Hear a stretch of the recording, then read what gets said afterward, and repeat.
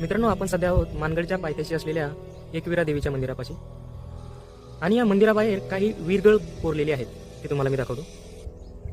मित्रांनो, वीरगळ म्हणजे काय, तर युद्धामध्ये हुतात्मा झालेल्या सैनिकांचं स्मारक म्हणजे वीरगळ. मित्रांनो, वीरगळावरती सैनिकाच्या युद्धातील मृत्यूपासून ते मोक्ष प्राप्तीपर्यंतचा प्रवास कोरलेला असतो. चला तुम्ही तुम्हाला वाचून दाखवतो. मित्रांनो, वीरगळाचे वाचन हे खालून वरती करत असतात. ते इथे तुम्हाला दिसतंय, दोन सैनिकांमध्ये युद्ध होत आहे, पायदळ आणि घोडदळामध्ये. जेव्हा सैनिकाचा युद्धामध्ये मृत्यू होतो त्यानंतर तो स्वर्गामध्ये जातो. स्वर्गामधील दोन अप्सरा त्याला स्वर्गात घेऊन जात आहेत आणि त्यानंतर तो जातो कैलासामध्ये.